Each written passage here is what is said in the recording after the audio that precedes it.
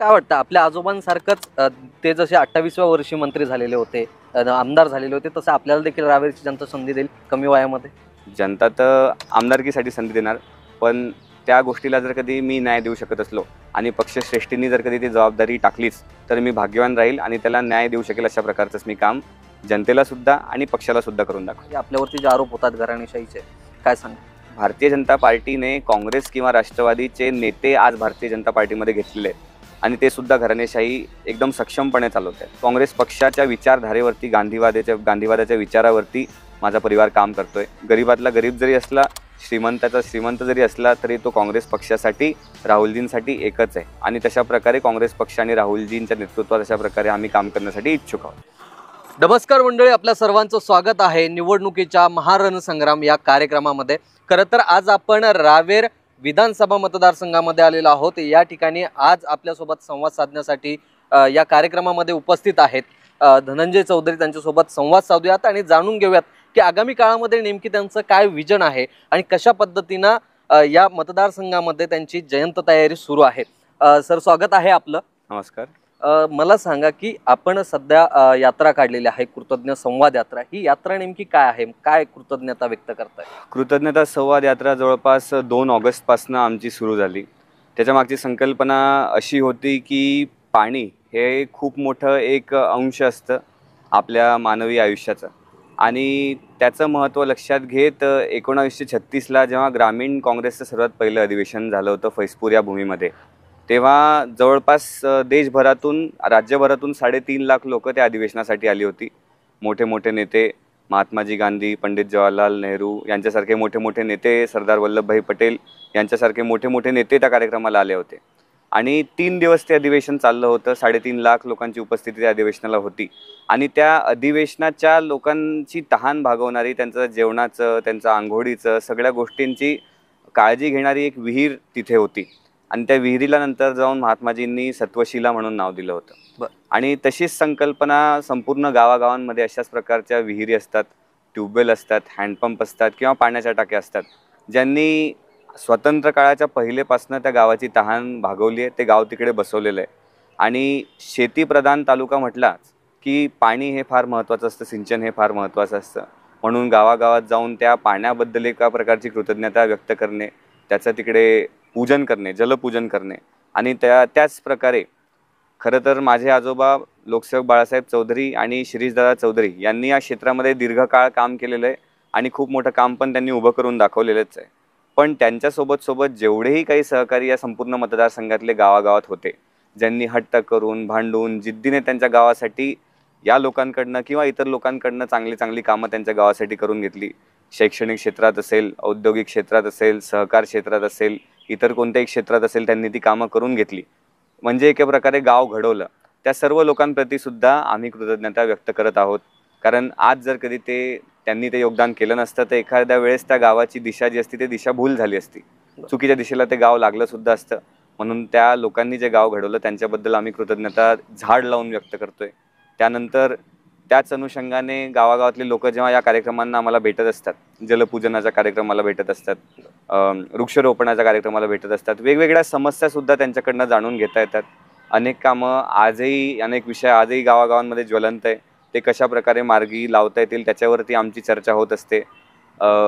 सूचना ते मांडत असतात. कशा प्रकारे येणाऱ्या भविष्याच्या काळामध्ये आपण काय काय चांगलं करून घेऊ शकतो, मुलांसाठी, मुलींसाठी, संपूर्ण गावासाठी, धर्मासाठी, आणखीन वेगवेगळ्या गोष्टी असतात. औद्योगिक क्षेत्रामध्ये कशा प्रकारे प्रगती करू शकतो त्याबद्दल देखील ते त्यांचे मतं मांडतात, सूचना मांडतात आणि म्हणजे एकूण सर्वच घटकांना ती भेट होते.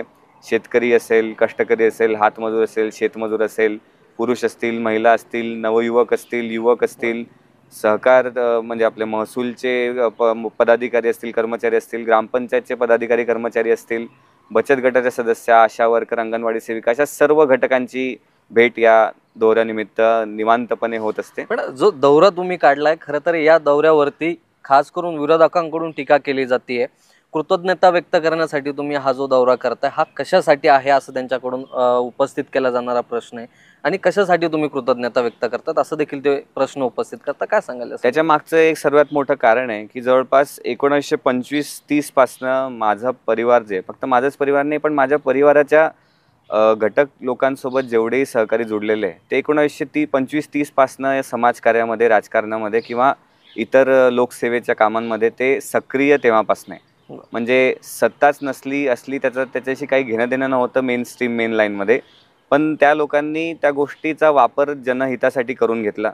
सत्तेचा वापर असेल, राजकीय पदांचा वापर असेल, जनहितासाठी करून घेतला आणि त्याच्या प्रकारे त्यांनी जनतेला घडवण्याचं एका प्रकारे काम केलं. आणि कृतज्ञता म्हणजे आता एवढ्या वर्षापासून जर कधी हा संपूर्ण क्षेत्र आमच्या परिवारावरती आणि परिवाराच्या सहकाऱ्यांवरती जर कधी अशा प्रकारचा चांगला आशीर्वाद दर्शवत असेल, अशा प्रकारचं एक पाठबळ सारखं त्या आमच्या परिवाराच्या मागे जर कधी त्यांनी ठेवलेलं असेल तर त्यांच्याबद्दल सुद्धा सन्मान करणं आम्हाला गरजेचा वाटला. त्याच्यामुळे आम्ही ही कृतज्ञता यात्रा सुरू केली. जे सध्या विद्यमान आमदार आहेत शिरीष चौधरी, जर यांनी विकास कामं केले असते तर यदा कदाचित आज आपल्याला ही यात्रा काढावी लागली नसती अशी देखील टीका होते, तशी देखील एक चर्चा सुरू आहे. या संदर्भात काय सांगा? आमदार शिरीषदादा चौधरी हे 2009 ते 14 साली पहिल्यांदा अपक्ष म्हणून निवडून आले होते. 14ला त्यांचा पराभव झाला आणि 19ला ते पुन्हा निवडून आले. पण 9 ते 14च्या काळामध्ये आमदार शिरीषदादा चौधरी यांनी मतदारसंघामध्ये भरीव प्रकारची कामं केली आणि ती आजही जेव्हा मी गावागावात जात असतो तेव्हा मला अनेक लोक बोलून दाखवतात की हे शिरीषदादांनीच केलं आहे. हे दादा इकडे आलेले होते, दादांनी या कामाचं उद्घाटन केलेलं आहे, आम्हाला अशा प्रकारची अडचण होती तर दादांनी आम्हाला या गोष्टीची मदतसुद्धा इकडे केलेली आहे. आमच्याकडे शेतरस्ते नव्हते, दादांनी आम्हाला शेतरस्ते त्या काळी करून दिले आहे.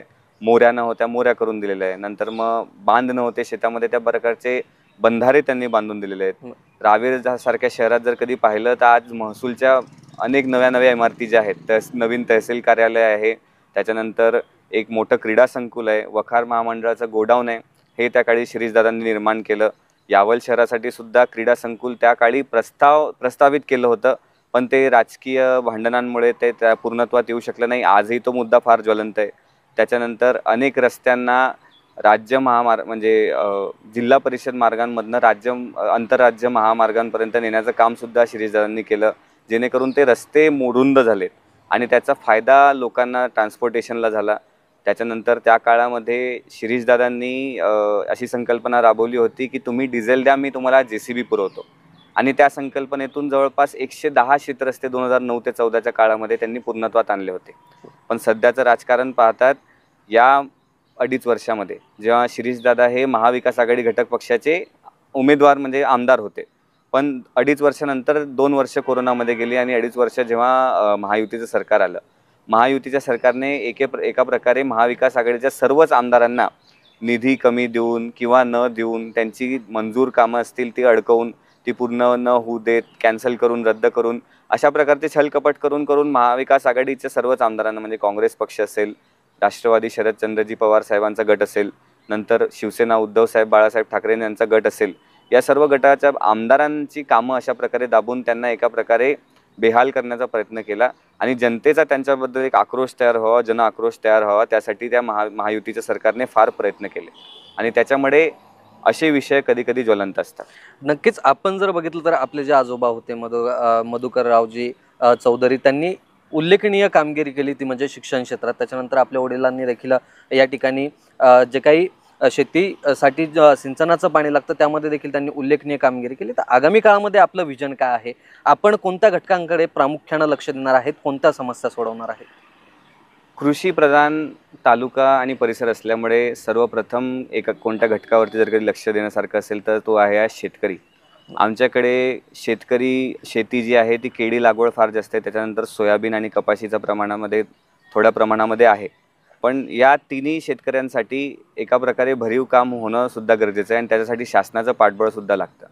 आता केळीमध्ये सारखी ओरड अशी असते की 3 हंगामांपैकी एकाच हंगामाला दर्जेदार भाव आमच्याकडे मिळत असतो. उरलेले 2 हंगाम जे असतात त्याच्यामागे आमचा केळीचा शेतकरी जो तो फक्त विम्यांच्या मागे त्याला पळावं लागतं, कारण त्याला पाहिजे तेवढी रक्कम त्या शेतमालातून मिळत नसते. अतिवृष्टीमुळे नुकसान होतं, व्हायरसमुळे नुकसान होतं, पाणी नसल्यामुळे नुकसान म्हणजे शेतामध्ये योग्य वेळी पाणी न पोचल्यामुळे नुकसान होतं.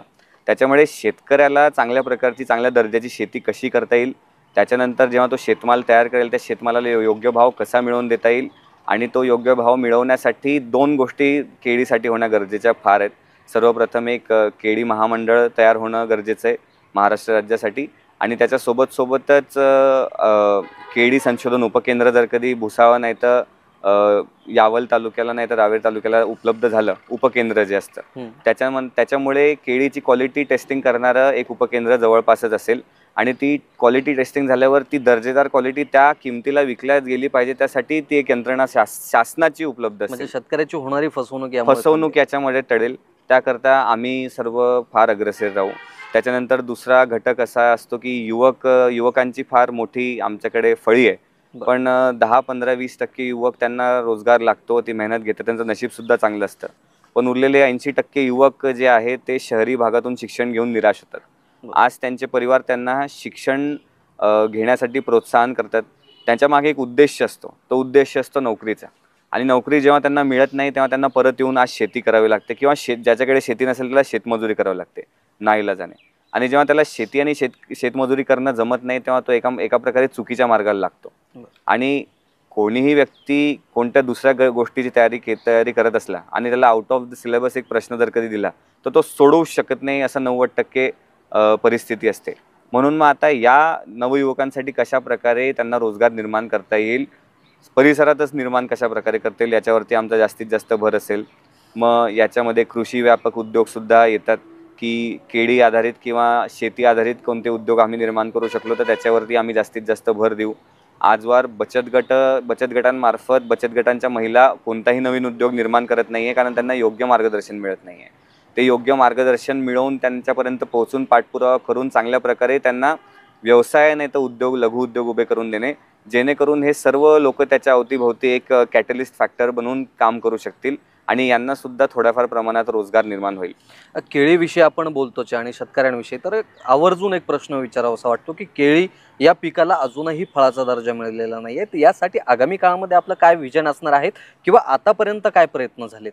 2009 ते 14च्या कालखंडामध्ये त्या तत्कालीन मुख्यमंत्री आदरणीय पृथ्वीराजजी चव्हाण साहेबांच्या पुढाकाराने केळीचा समावेश जो आहे तो पीक विमा योजनेमध्ये झाला पण त्याला फळाचा दर्जा अजूनपर्यंत मिळाला नाही जेणेकरून त्याला फळ पीक विमा योजनेचा लाभ मिळू शकत नाही आहे.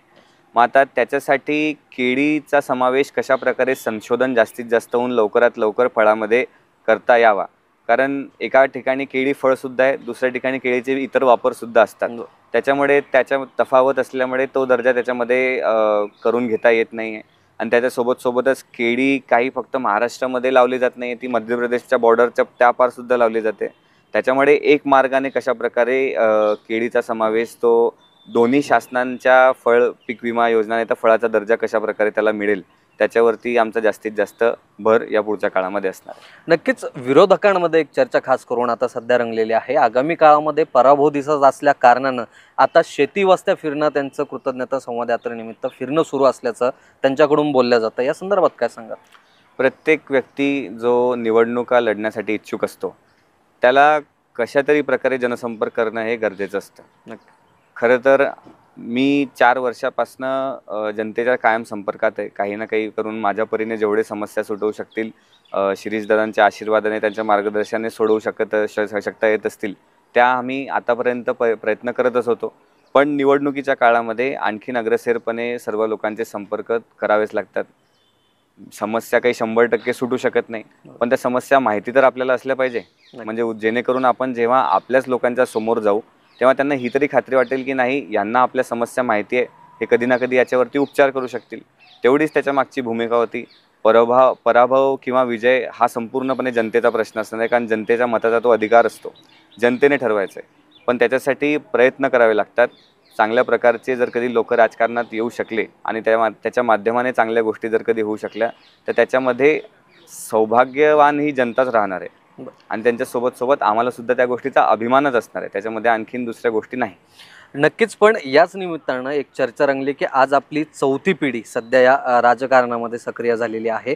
खरं तर सक्रिय होताना नेहमी एक प्रश्न उपस्थित केला जातो तो म्हणजे घराणेशाहीचा. या संदर्भात काय सांगाल की आपल्यावरती जे आरोप होतात घराणेशाहीचे काय सांगा?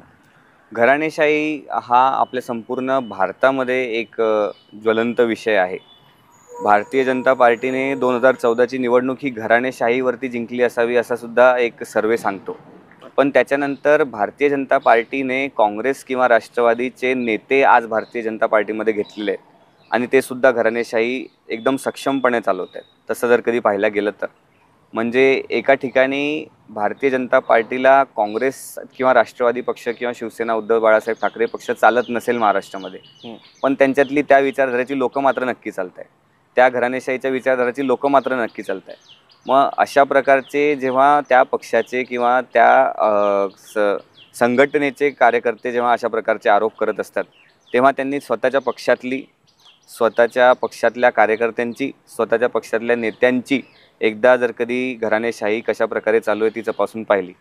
कारण आज आपण पाहतो की गावामध्ये सरपंच असला तर सरपंचाच्या मुलाकडे अशा अपेक्षेने लोक पाहत असतात की तो उद्या जाऊन सरपंच बनणार आहे.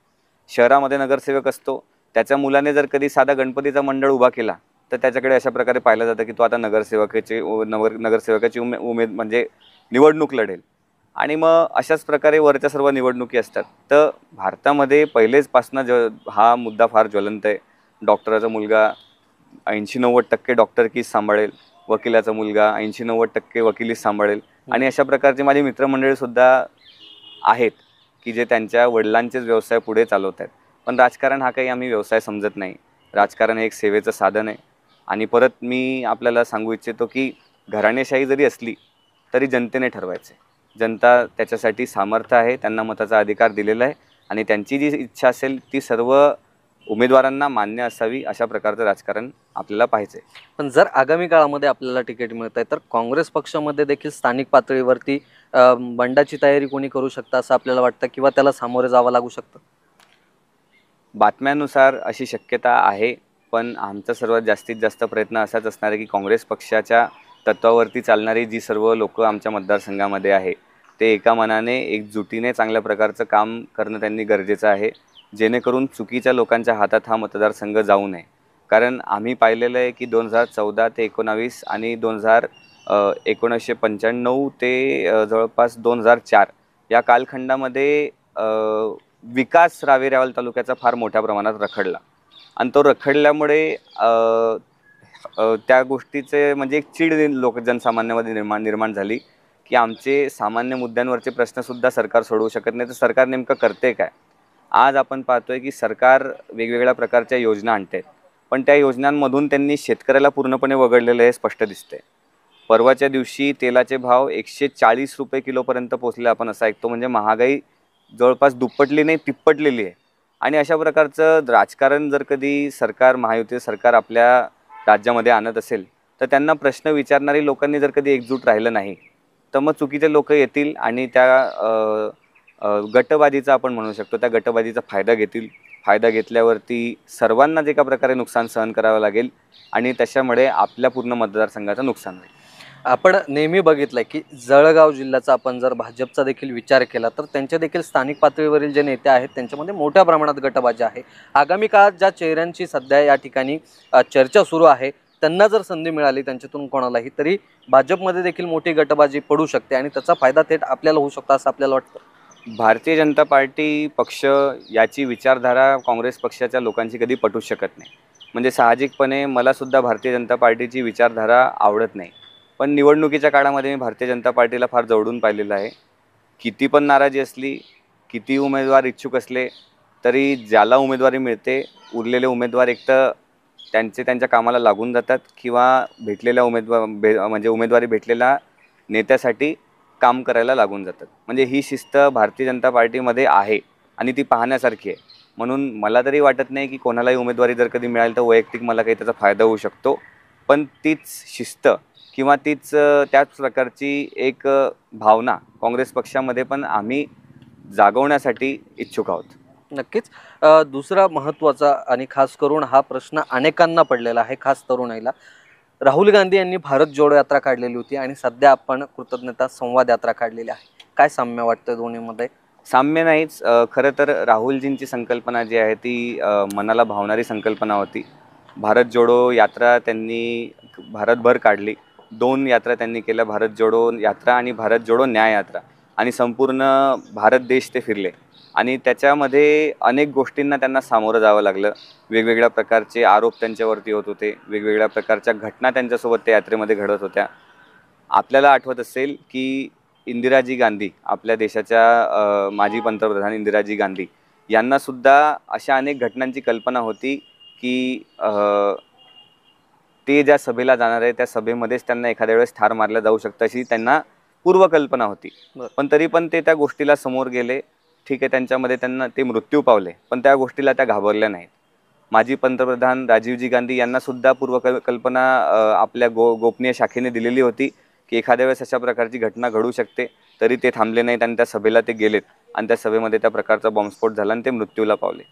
अशा प्रकारचे हा जो परिवार आहे, गांधी परिवार, हा कोणत्याही परिस्थितीला न घाबरता सदैव जनकल्याणासाठी झटत असतो आणि त्यांच्या मागे जर कधी चांगली लोक उभी राहू शकत असली तर त्या लोकांचं ते सौभाग्य आहे. आणि माझा परिवार आणि मी त्याच्यामधला एक छोटासा घटक जरी असलो तरी माझ्यासाठी ती एक अभिमानाची गोष्ट आहे.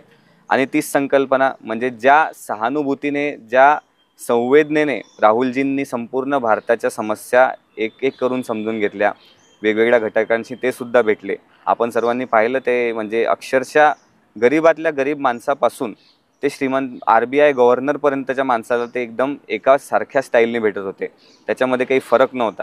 म्हणजे सोबतच चालतच भेटत होते. त्याला कोणत्या सोफ्यावर नाही बसवायचे, खुर्चीवर नाही बसवायचे. अशा प्रकारची त्यांनी ती यात्रा काढली, म्हणजे जिथून त्यांनी हे पूर्ण भारताला दाखवलं की आपल्या भारत देशाचा गरीबातला गरीब जरी असला, श्रीमंताचा श्रीमंत जरी असला, तरी तो काँग्रेस पक्षासाठी, राहुलजींसाठी एकच आहे. आणि तशा प्रकारे काँग्रेस पक्ष आणि राहुलजींच्या नेतृत्वात अशा प्रकारे आम्ही काम करण्यासाठी इच्छुक आहोत. काय वाटतं आगामी काळामध्ये ज्या पद्धतीने आपण बघितलं की काँग्रेसला लोकसभेमध्ये जास्तीत जास्त सीट मिळाली आहेत, तर आगामी विधानसभा निवडणुकीमध्ये देखील अशाच प्रकारचं यश मिळू शकतं? महाविकास आघाडीची ताकद, जी संकुलित ताकद आहे, ती सध्या महायुतीपेक्षा खूप मोठी आहे. कारण तसं पाहायला गेलं तर ज्या प्रकारचा धोका माजी मुख्यमंत्री आदरणीय उद्धवसाहेब बाळासाहेब ठाकरेंच्या पक्षासोबत झाला, म्हणजे आज त्यांचा धनुष्यबाण ज्या लोकांनी पक्ष निर्माणच केला नाही ते त्या लोकांनी हिसकून त्यांच्याकडनं घेतलेलं आहे. ती गोष्ट काही सामान्य जनतेला आवडलेली नाही. कारण बाळासाहेब ठाकरे यांची वंदनीय बाळासाहेब ठाकरे यांची भूमिका जी होती ती न्यायीन भूमिका होती. म्हणजे एका प्रकारे ते न्याय द्यायचा, प्रत्येका समाजाला, प्रत्येका घटकाला न्याय द्यायचा प्रयत्न करायचे आणि त्याच आधारावरती शिवसेना पक्ष हा कार्य करत होता. म्हणून सहजच अल्पसंख्याक समाज असेल, मागासवर्गीय समाज असेल, छोट्या छोट्या जाती असतील, त्याच्यासोबत आदिवासी समाज असेल, या सर्व समाजांची भूमिका शिवसेना पक्षासोबत प्रामाणिकपणे होती आधीपासनं. आणि तीच या निवडणुकीमध्ये दिसली, लोकसभेच्या निवडणुकीमध्ये दिसली. म्हणजे एवढे 40 आमदार जाऊनसुद्धा आज शिवसेना पक्षाने 9 खासदार त्यांचे निवडून आणले, ही फार मोठी गोष्ट आहे. त्याच्यासोबतच राष्ट्रवादी पक्ष पवारसाहेबांच्या मार्गदर्शनात जो काम करत आहेत, म्हणजे आमच्यासारख्या युवकांना अक्षरशः लाजवणारे आदरणीय पवारसाहेब आहेत की त्यांच्या एवढ्या 83-84 वर्षाच्या कारकिर्दीमध्ये ते 1 मिनिटंसुद्धा आराम करत नाही आहेत. आणि छोट्याच्या छोट्या माणसापेक्षा मोठ्याच्या मोठ्या माणसापर्यंत आज ते नियोजन करत आहेत की जर कधी, म्हणजे त्यांचं एक वाक्य मला आठवतं की ज्या उमेदवारांना आज महायुती तिकीट देणार नाही त्या उमेदवारांना मी माझ्या पक्षात घेऊन लढायला लावेल आणि जिंकवूनसुद्धा आणेल, असं शरद पवार साहेब छाती ठोकून सांगतात.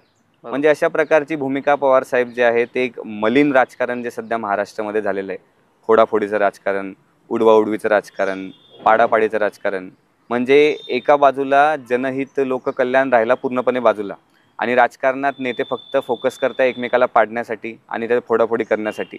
तर हे काही लोकांना, सामान्य जनतेला पटलेलं नाही आहे.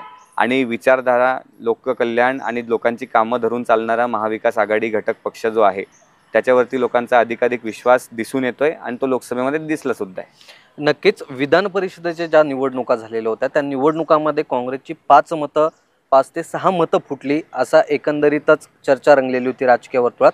त्यामध्ये शिरीष चौधरी यांचं देखील नाव होतं, जे की विद्यमान आमदार आहेत. काय सांगाल या संदर्भामध्ये? खरं तर मी आपल्याला जसं सांगितलं की 1925-30 पासनं माझा संपूर्ण परिवार जो आहे दादासाहेब धनाजी नाना चौधरी यांच्यापासनं तो सामाजिक क्षेत्रात किंवा राजकीय क्षेत्रात काम करतोय.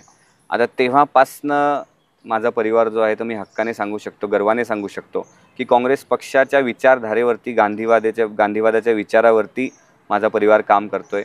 आणि तो जवळपास आता त्याला जर काही 2030 पकडलं तर त्या विचारधारेला पकडून आतापर्यंत आमचं राजकीय जीवन जे आहे त्याला 100 वर्ष पूर्ण होणार आहे. आणि अशा प्रकारची परंपरेला डाग लागू देणं कोणाला शक्य नाही.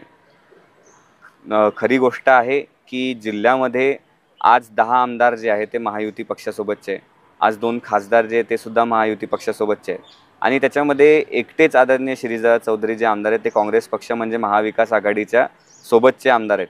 तर त्यांना सुद्धा कशा प्रकारे या मतदारसंघातून निवडून नाही आले पाहिजे याचं नियोजन जर कधी लावायचं असेल तर त्यांच्या पारंपरिक मतदारांमध्ये एक मतभेद निर्माण करायचा, एक दिशाभुलीचं वातावरण निर्माण करायचं की एखाद्या वेळेस शिरीष चौधरींनी क्रॉस वोटिंग केली असेल, एखाद्या वेळेस ते BJPमध्ये जात असतील. पण अशा प्रकारची कोणतीही गोष्ट झालेली नाही असं पक्षश्रेष्ठींनी न्यू मीडियामध्ये सांगितलेलं आहे, उघडपणे सांगितलेलं आहे. आमच्या पक्षाचे प्रदेशाध्यक्ष असतील आदरणीय नाना पटोले साहेब, माजी मुख्यमंत्री आदरणीय पृथ्वीराजजी चव्हाण साहेब, माजी महसूल मंत्री आदरणीय बाळासाहेब थोरात साहेब यांनी मीडियामध्ये स्पष्टपणे सांगितलेलं आहे की या 5-6 लोकांपैकी शिरीष चौधरींचं नाव या यादीमध्ये नाही आणि त्यांनी क्रॉस वोटिंग केली नाही आणि ते पक्षाची गद्दारीसुद्धा करू शकत नाही. आणि तीच गोष्ट आमच्यासारख्या लोकांना एक ऊर्जा देत असते की जेव्हा मीडियामध्ये चुकीच्या गोष्टी सांगून एका प्रकारची अफवा उडवतात तेव्हा आमचे नेते आमच्या पाठीमागे खंबीरपणे उभे राहतात. म्हणून आम्हाला ती कार्य करण्याची ऊर्जा येत असते आणि एका प्रकारचं निष्ठेचं ते वातावरण तयार होत असतं. आणि तीच निष्ठा काँग्रेस पक्षाच्या विचारधारेची आणि गांधीवादी विचारांची जी निष्ठा आहे ती आम्ही सर्व म्हणजे मी सुद्धा कायम ठेवणार आहे. नक्कीच. काय वाटतं आगामी काळामध्ये जे काही धनंजय चौधरी आहेत यांचं विजन नेमकी काय आहे? आजोबांचं वडिलांचं तर विजन आतापर्यंत आपण बघितलंच, रावेर मतदारसंघातील जनतेनं देखील बघितलंय, मात्र आपलं विजन काय असणार आहे आता? 15-20 वर्षापूर्वी म्हणजे जवळपास 2000 ते 2005-4च्या काळामध्ये रावेर तालुका आणि यावल तालुक्यामध्ये 4 मोठे प्रकल्प होते. ते प्रकल्प म्हणजे एक रावेर तालुक्यामध्ये एक साखर कारखाना होता आणि यावल तालुक्यामध्ये एक साखर कारखाना, एक सूतगिरणी आणि एक पेपर मिल होती. या 4ही सहकारी यंत्रणा ज्या आहेत ते खूप मोठ्या प्रमाणात काम करत होत्या. आमच्याकडे ऊसाची लागवडसुद्धा खूप मोठ्या प्रमाणात होती. आता सहकार क्षेत्रात आपण जेव्हा घुसत असतो तेव्हा 3 प्रकारचे फॅक्टर त्याच्यामध्ये असतात. सर्वात पहिला फॅक्टर त्याच्यामध्ये असतो की त्या सहकारी यंत्रणेचा कर्मचारी, नंतर त्या सहकारी यंत्रणेचा सप्लायर, त्याच्यानंतर त्या सहकारी यंत्रणेचा शेअर होल्डर. बरं. हे 3 प्रॉफिटेबल फॅक्टर्स त्या सहकारी यंत्रणेचे असतात. म्हणजे आज जर कधी आपण एक साखर कारखाना समोर ठेवला तर त्या साखर कारखान्यामध्ये या 3 यंत्रणा असतात. एक त्याचे कर्मचारी, ऊस पुरवठा करणारा शेतकरी आणि त्या कारखान्याचे सभासद शेअर होल्डर. या 3ही लोकांना त्या कारखान्याचा डायरेक्ट प्रॉफिट असतो. म्हणजे त्याच्यामध्ये मिडलमॅन कोणी नसतो, डायरेक्ट प्रॉफिट असतो. आणि तशाच प्रकारचं एक सहकारी यंत्रणा तुम्ही उभी केली तर त्याच्यामागे हे 3 फॅक्टर्स साहजिकपणे येतात. आणि त्या काळी आपल्या परिसरातल्या मोठ्या म्हणजे दूरदृष्टी असलेल्या नेत्यांनी त्या गोष्टी सुरू केल्या होत्या. त्याच्यामध्ये सर्वात पहिलं नाव लोकसेवक बाळासाहेब चौधरी, माझे आजोबा. त्याच्यानंतर दुसरं नाव म्हणजे स्वर्गीय JT दादा महाजन साहेब, ते सुद्धा माजी गृहराज्यमंत्री होते. आणि त्याच्यानंतर माजी आमदार राजाराम महाजन यांच्या दूरदृष्टीने या 4ही गोष्टी सुरू झालेल्या होत्या. आणि त्या 4ही यंत्रणा आज बंद पडलेल्या आहेत. आणि त्याच्यामुळे जवळपास शेकडो युवकांचा रोजगारीचा प्रश्न खूप मोठ्या प्रमाणामध्ये निर्माण झालेला आहे. जसं मी आपल्याला सांगितलं की विजन सर्वात पहिले जे ते की शेती आणि केळी व्यापक उद्योग कशा प्रकारे सुरू होऊ शकतील त्याच्यावरती जास्तीत जास्त भर देणे. म्हणजे आज केळी व्यापक उद्योग जळगाव आणि भुसावळ MIDC सुरूसुद्धा आहेत, पण ते खूप छोट्या प्रमाणामध्ये. ते जर कधी मोठ्या प्रमाणात करू शकलो तर त्याच्यामुळे एक रोजगार जो आहे, रोजगाराचा जी कमतरता आहे ती भासणार नाही. आणि त्याच्यासोबतच इकडे स्थानिक पातळीवरती निर्माण होणाऱ्या शेतीचा सुद्धा डायरेक्ट फायदा त्याच्यामध्ये होऊ शकेल. नक्कीच. सरते शेवट मी तुम्हाला एक प्रश्न या ठिकाणी घेईल की आतापर्यंत आपल्या 3 पिढ्यांना रावेरच्या जनतेनं संधी दिली आहे, यावेळी मात्र आपल्याला 4थ्या पिढीलाही त्यांनी का संधी द्यावी, एखाद्या नव्या चेहऱ्याला का संधी देऊ नये? खरं तर संधी न देणं न देणं हा जनतेचाच प्रश्न असता मला वाटतो. पण जनतेने संधी अशासाठी द्यावी की कोणीही नेता जर कधी प्रामाणिकपणे त्याच्यासाठी जर कधी झटायसाठी इच्छुक असेल. कारण माझं आज वय आहे 25.